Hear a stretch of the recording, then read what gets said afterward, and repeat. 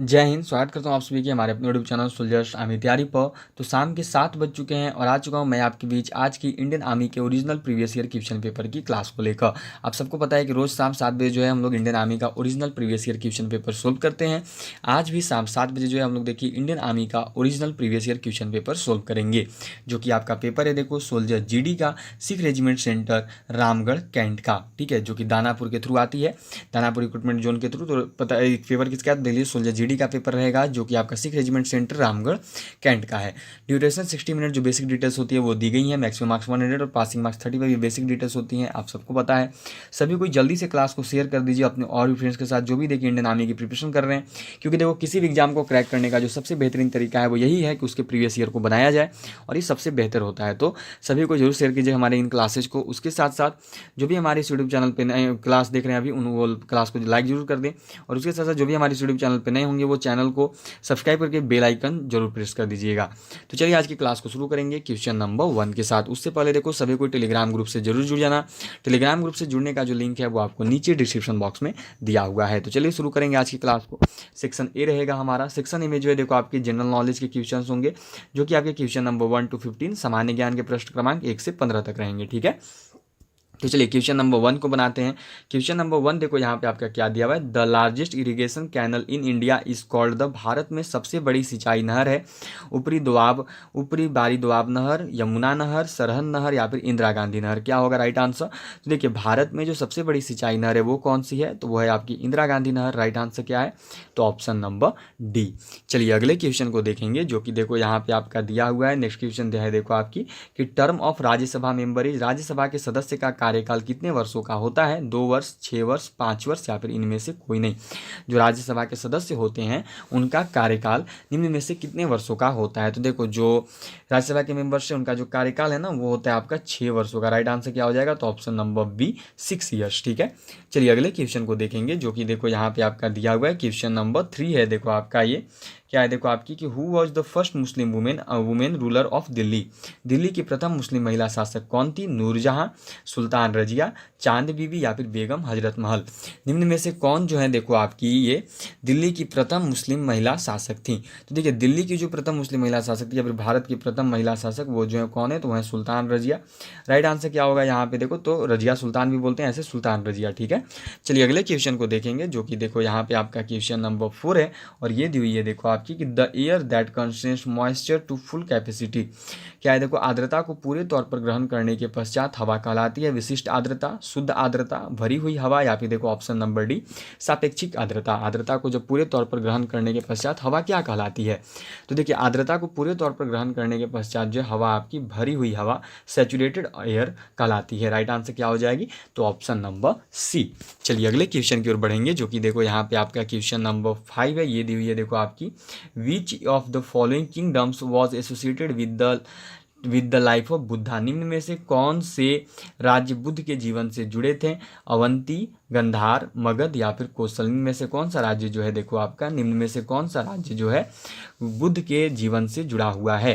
तो देखिए बुद्ध के जीवन से जो जुड़ा हुआ राज्य है वो यहाँ पे आपका कौशल है। कैसे, तो यहाँ पर उन्होंने अपना प्रवचन दिया था जो कि पाली भाषा में दी थी। तो याद रखिएगा कौशल जो है इस क्वेश्चन का राइट आंसर होगा, ठीक है। चलिए बढ़ते हैं अगले क्वेश्चन की ओर, जो कि देखो आपका क्वेश्चन नंबर 6 है, और ये दी हुई है देखो आपकी यहाँ पे Meenambakkam international airport is in. Meenambakkam अंतर्राष्ट्रीय हवाई अड्डा है हैदराबाद, बेंगलुरु, कोयम्बटूर या फिर चेन्नई।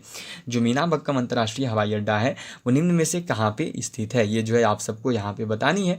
तो देखिए जो मीनाबक्कम अंतर्राष्ट्रीय हवाई अड्डा है वो आपका स्थित है चेन्नई में। क्या होगा इस क्वेश्चन का राइट आंसर, तो इस क्वेश्चन का जो राइट आंसर है वो है देखो आपका ऑप्शन नंबर डी। मीनाबक्कम अंतर्राष्ट्रीय हवाई अड्डा जो है ये आपका स्थित है चेन्नई में। चलिए अगले क्वेश्चन को देखेंगे, जो कि देखो आपका यहाँ पे क्वेश्चन नंबर 7 है, और ये दी हुई है देखो आपकी headquarters of which bank are located in Manipal Karnataka. किस बैंक का मुख्यालय मणिपाल कर्नाटक में है। ये मणिपुर नहीं मणिपाल होना चाहिए था, ठीक है, ये मिस्टेक हुई, मणिपाल यहाँ पे रहेगा आपका। मणिपाल कर्नाटक में स्थित है। विजया बैंक का, सिंडिकेट बैंक का, कॉर्पोरेशन बैंक का या फिर कैनरा बैंक का, सभी को आंसर दीजिएगा। तो देखिए किस बैंक का मुख्यालय जो है मणिपुर कर्नाटका में स्थित है, तो वो बैंक है देखो आपकी सिंडिकेट बैंक। राइट आंसर क्या हो जाएगा, तो ऑप्शन नंबर बी। जो सिंडिकेट बैंक है इसका देखो मुख्यालय स्थित है आपका मणिपाल कर्नाटक में। चलिए अगला क्वेश्चन को देखेंगे, जो कि देखो यहाँ पे आपका क्वेश्चन नंबर 8 है आपकी देखो, who was admired as temperance Hindu in 1893 in the World Parliament of Religions in Chicago। 1853 के शिकागो में होने वाली विश्व धार्मिक सभा में किसे एक प्रभावशाली हिंदू के रूप में सराहा गया? गौतम बुद्ध, स्वामी दयानंद सरस्वती, रविंद्रनाथ टैगोर या फिर स्वामी विवेकानंद। तो एक चीज़ यहाँ पे सबको याद रखिएगा, देखिए कि यहाँ पर जो आपका 1853 नहीं 1893 होगा, ठीक है। हिंदी में थोड़ा गलत कर दिया है, इंग्लिश में देखिए सही लिखा है 1893 1893, लेकिन हिंदी में थोड़ा गलत लिख दिया, याद रखिएगा वो 1893 के शिकागो, ठीक है। 1853 1853 की जगह वो 1893 रहेगा। तो चलिए सबको ध्यान से बताइएगा। तो देखिए 1893 के शिकागो में होने वाली विश्व धार्मिक सभा में किसे एक प्रभावशाली हिंदू के रूप में सराहा गया? तो वो है देखो option number D, Swami Vivekananda ji, ठीक है। राइट आंसर क्या हो जाएगी? तो स्वामी विवेकानंद जी जो हैं इन्हें देखो एक प्रभावशाली हिंदू के रूप में सराहा गया था 1853 में हुए शिकागो में विश्व धार्मिक सभा में। चलिए अगले क्वेश्चन को देखेंगे, जो कि देखो यहाँ पे आपका क्वेश्चन नंबर 9 है। ये है देखो आपकी कि which of the among following is an important tribe of the यहाँ पे क्या दिए देखो आपकी धौलाधर रेंज, ठीक है। निम्नलिखित में से धौलाधर पर्वतमाला की मशहूर जनजाति का नाम बताओ। अबोर, गड्डी, थारू या फिर लेपचा। निम्न में से कौन सी जो है यहाँ पे जनजाति आपकी धौलाधर पर्वतमाला की मशहूर जनजाति है? तो देखिए धौलाधर पर्वतमाला की जो मशहूर जनजाति है वो आपकी गद्दी होती है, ठीक है। गड्डी लिखा हुआ पर गद्दी होता है। राइट आंसर क्या हो जाएगा? तो वो है देखो आपका यहाँ पे गद्दी, ठीक है। चलिए अगले क्वेश्चन को देखेंगे, जो कि देखो आपका यहाँ पे क्वेश्चन नंबर 10 है। 10 नंबर सवाल ये दी हुई है देखो आपकी, खासी and Garo tribes mainly live in. खासी और गारो जनजाति मुख्य रूप में रहते हैं मेघालय, मणिपुर, नागालैंड या फिर मिजोरम। इनमें से कहाँ पर जो है देखो आपके खासी और गारो जनजाति के रूप मुख्य रूप से निवास करते हैं? तो देखिए खासी और गारो जनजाति के जो लोग हैं वो मुख्य रूप से निवास करते हैं कहाँ पे? चलिए सबके आंसर देगा क्या हो जाएगा? तो बिल्कुल राइट आंसर क्या है? Option number A, Meghalaya. चलिए अगले क्वेश्चन को देखेंगे, जो कि देखिए आपका अगला क्वेश्चन देखेंगे, जो कि देखिए आपका यहाँ पे दिया हुआ है क्वेश्चन नंबर 11। चलिए तो क्वेश्चन दिया हुआ है यहाँ पे देखो आपका क्या है, देखो कि Kambala race a traditional buffalo race is being held in. Kambala एक पारंपरिक भैंसा दौड़ का आयोजन किस राज्य में होती है? तमिलनाडु, केरल, कर्नाटका या फिर तेलंगाना। इनमें से किस राज्य में जो है देखो आपका कंबाला एक पारंपरिक भैंसा दौड़ का आयोजन किया जाता है? तो देखिए कंबाला एक पारंपरिक भैंसा दौड़ का आयोजन जो है ये आपका कहाँ पे होता है? तो सी, कर्नाटक में होता है, ठीक है। राइट आंसर क्या है इसका? तो ऑप्शन नंबर सी, कर्नाटका है। चलिए अगले क्वेश्चन को देखेंगे, जो कि देखो आपका यहाँ पे क्वेश्चन नंबर 12 है। ये देखो आपकी the first session of the Congress was held in. Congress का पहला अधिवेशन कहाँ पर हुआ था? बॉम्बे, सूरत, कलकत्ता या फिर दिल्ली। इनमें से कहाँ पर जो है देखो आपका कांग्रेस का प्रथम अधिवेशन आयोजित हुआ था? सबको बताने की कोशिश करना। तो देखिए कांग्रेस का जो पहला अधिवेशन है वो कहाँ पे हुआ था? तो वो हुआ था आपका ऑप्शन नंबर ए, बॉम्बे में। इस क्वेश्चन का राइट आंसर क्या होगा? तो ये हो जाएगा देखो आपका ऑप्शन नंबर ए, बॉम्बे, ठीक है। चलिए अगले क्वेश्चन को देखेंगे, जो कि देखो आपका यहाँ पे क्वेश्चन नंबर 13 दी हुई है। देखो the most important uranium mine in India is. Bharat का सबसे महत्वपूर्ण यूरेनियम खदान है? वासी, गौरी बिदानूर या फिर देखो मनावल कुरीची या फिर देखो जादूगुड़ा। तो ये मैंने आपको आज ही पढ़ाया है। सभी को बताइएगा कि भारत का सबसे महत्वपूर्ण यूरेनियम खदान कौन सा है। आज का क्लास में मैंने आप सबको ये बताया था, जो 1 बजे हमारी क्लास आई। तो देखो भारत का जो सबसे महत्वपूर्ण यूरेनियम खदान है वो कहाँ पे? तो आपकी जादूगोड़ा में है। इस क्वेश्चन का राइट आंसर क्या हो जाएगा? तो ऑप्शन नंबर डी, जादूगोड़ा, ठीक है, जो कि झारखंड में है, ऐसे याद रखिएगा। चलिए अगले क्वेश्चन को देखेंगे, जो कि देखो आपका क्वेश्चन नंबर 14, 14 नंबर सवाल है आपकी। देखो where is Lal Bahadur Shastri national academy of administration located. Lal Bahadur Shastri शासन अकेदमी कहाँ स्थित है? मसूरी में, दिल्ली में, ऊटी में या फिर शिमला में। लबासना है ये, लबासना कहाँ पे स्थित है ये जो है आप सबको यहाँ पे बताना है। तो देखो जो लबासना है, Lal Bahadur Shastri academy of administration, LBSNAA जो है वो आपकी स्थित है मसूरी में, ठीक है। राइट आंसर क्या हो जाएगा? तो ऑप्शन नंबर ए, मसूरी। चलिए अगले क्वेश्चन को देखेंगे, जो कि देखो यहाँ पे आपका दिया हुआ है क्वेश्चन नंबर 15, 15 नंबर सवाल है देखो आपकी कि prime meridian is located at degree meridian. भूमध्य रेखा डिग्री मध्याह्न पर स्थित है 0 डिग्री, 100 डिग्री, 90 डिग्री या फिर 60 डिग्री।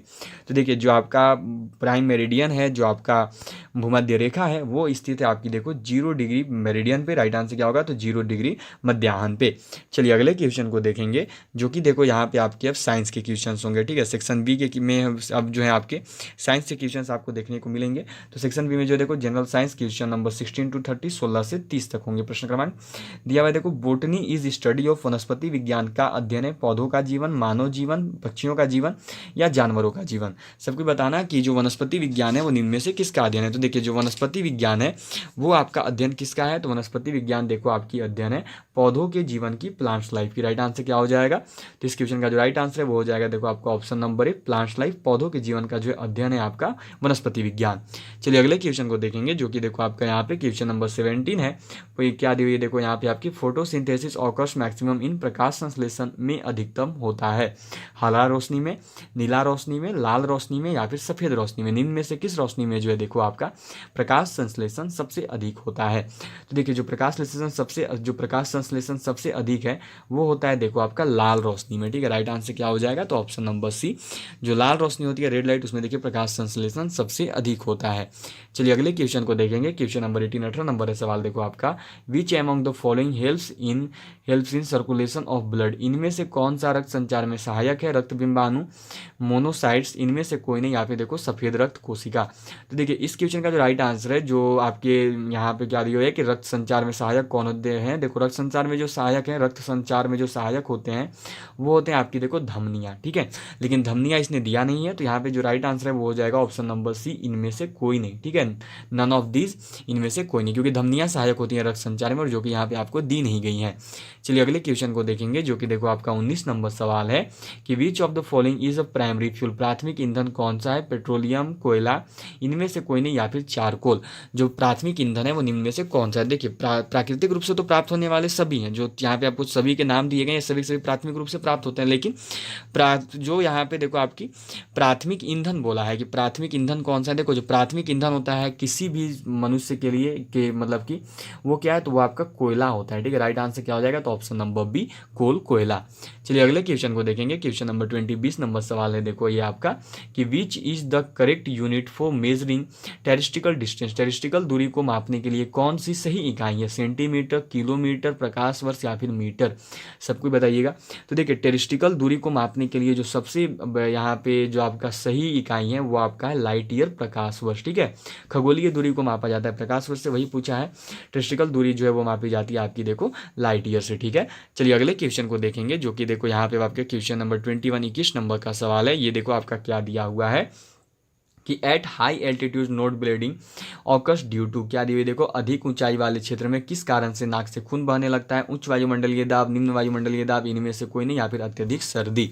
सबको बताइएगा कि जो अधिक ऊंचाई वाले क्षेत्र में है किस कारण से नाक से खून बहने लगता है। तो देखिए अत्यधिक ऊंचाई वाले क्षेत्र में जो है निम्न वायुमंडलीय दबाव होने की वजह से, लो एटमॉस्फेरिक प्रेशर होने की वजह से जो है नाक से खून बहने लगता है। ठीक है, आप जितना ऊपर जाते जाओगे जमीन को छोड़ के उतना ही ज़्यादा वायुमंडलीय दबाव जो है कम होने लगेगा। तो अधिक ऊंचाई पर जाने से जो है वायुमंडलीय दबाव कम हो जाता है, निम्न वायुमंडलीय दबाव हो जाता है और जो है आपका देखो नाक से खून बहने लगता है। चलिए अगले क्वेश्चन को देखेंगे जो कि देखो आपका क्वेश्चन नंबर 22 है 22 नंबर सवाल। Hertz is unit of, hertz की इकाई है आवर्तन की, आवृत्ति की, इनमें से कोई नहीं, या फिर दाब की। मैंने सबको पढ़ाया है, एक दिन एसआई मात्रक वाला क्लास लिया था, आप सबको पता है 1 बजे वाली क्लास में। चलिए तो हर्ट्ज किसकी इकाई है, तो जो हर्ट्ज है ये देखो आपका इकाई है फ्रीक्वेंसी का, आवृत्ति का। ठीक है, राइट आंसर क्या हो जाएगा तो ऑप्शन नंबर बी। ठीक है, सभी की सही गई होगी यहाँ पे, ऑप्शन नंबर बी जो है इस क्वेश्चन का राइट आंसर हो जाएगा। चलिए अगले क्वेश्चन को देखेंगे जो कि देखो यहाँ पे आपका दिया हुआ है क्वेश्चन नंबर 23 है। देखो ये आपका क्या है, देखो who among the following is considered as the father of artificial intelligence. निम्न में से किसे कृत्रिम बुद्धि का जनक माना जाता है। जेपी एकर्ट को, चार्ल्स बेबेज को, ली दे फॉरेस्ट को, या फिर देखो जॉन मैककार्थी को। किन्हें जो है कृत्रिम बुद्धि का जनक के रूप में जानते हैं। देखिए निम्न में से किसे कृत्रिम बुद्धि का जनक मानते हैं तो वो है आपके जॉन मैककार्थी। राइट आंसर क्या हो जाएगा, एआई के जनक कौन है आर्टिफिशियल इंटेलिजेंस के, तो वो है जॉन मैककार्थी। चलिए अगले क्वेश्चन को देखेंगे जो कि देखो आपका क्वेश्चन नंबर 24 है 24 नंबर सवाल। ये दिया हुआ है देखो यहाँ पे आपका coronagraph is used for. Coronagraph का प्रयोग के लिए किया जाता है नसों के अध्ययन के लिए, सूर्य के कोरोना का अवलोकन करना और तस्वीरें खींचना, धमनियों के अध्ययन के लिए, या फिर देखो रक्तचाप के अध्ययन के लिए। तो देखिए जो कोरोनाग्राफ है उसका प्रयोग करते हैं सूर्य के कोरोना का अवलोकन करने तथा तस्वीरें खींचने के लिए। ठीक है, इसका जो राइट आंसर है वो है आपका ऑप्शन नंबर बी। चलिए अगले क्वेश्चन को देखेंगे। क्वेश्चन नंबर 25 नंबर सवाल दिया हुआ है देखो यहाँ पे आपका कि the revolver was invented by. Revolver का आविष्कार द्वारा किया गया था Theodore Bergmann, Henry Deringer, John Browning, या फिर सैमुअल कोल्ट। किसने किया था, तो देखिए रिवॉल्वर का जो आविष्कार किसने किया था तो राइट आंसर हो जाएगा सैमुअल कोल्ट। ठीक है, जो सैमुअल कोल्ट थे इनके द्वारा देखो आविष्कार किया गया था रिवॉल्वर का। चलिए अगले क्वेश्चन को देखेंगे, जो कि देखिए यहाँ पे आपका दिया हुआ है क्वेश्चन नंबर 26। ये है देखो आपकी कि which of the following is the first calculating device. निम्न में से किसे पहला गणन यंत्र कौन सा है? पास्कलिन है, अबेकस है, गणना करने का यंत्र है, या फिर ट्यूरिंग मशीन है। कौन सा जो होगा यहाँ पे? पास्कलिन, अबेकस, कैलकुलेटर या फिर ट्यूरिंग मशीन। इनमें में से कौन सा जो है देखो आपका पहला गणन करने वाला यंत्र है? तो देखिए पहला गणना यंत्र जो है, पहला जो गणन करने वाला यंत्र था वो था आपका देखो, पहला जो कैलकुलेटिंग डिवाइस था वो था आपका अबेकस। राइट आंसर क्या हो जाएगा? तो ऑप्शन नंबर बी अबेकस। चलिए अगले क्वेश्चन को देखेंगे, जो कि देखिए आपका दिया हुआ है क्वेश्चन नंबर 27। ये है देखो आपका यहाँ पे क्या दी हुई है, what do you understand by aerodynamics. आप वायु गति शास्त्र से क्या समझते हैं? इनमें से कोई नहीं।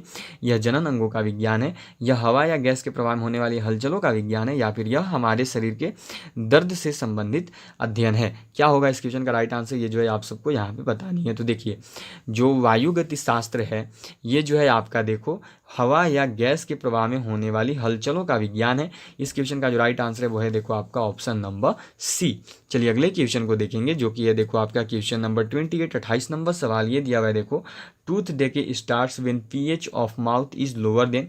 मुंह का पीएच मान से कम होने पर दांतों का क्षय प्रारंभ होता है। 5.5, 8, 10 या फिर 7।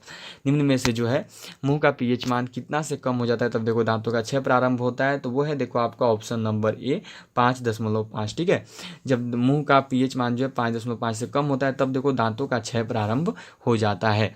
चलिए अगले क्वेश्चन को देखेंगे, जो कि ये देखो आपका question number 29। The molecular formula of cane sugar is. गन्ना चीनी का आणविक सूत्र है H2CO3, H2C2O4, H6H12O6, या फिर देखो नेक्स्ट में डी में है C12H22O11। डी में जो है आपका लिखा हुआ है C12H22O11। तो इसका राइट आंसर यही होगा ऑप्शन नंबर डी, जो C12H22O11 है, यही इसका राइट आंसर है। गन्ना चीनी का जो आणविक सूत्र है वो है देखो आपका C12H22O11। चलिए अगले क्वेश्चन को देखेंगे, जो कि देखो आपका क्वेश्चन नंबर 30 है। 30 नंबर सवाल, the melting point of copper is. तांबे का गलनांक डिग्री सेल्सियस में होता है 1085 degree Celsius, 100 degree Celsius, 1038 degree Celsius, या फिर इनमें से कोई नहीं।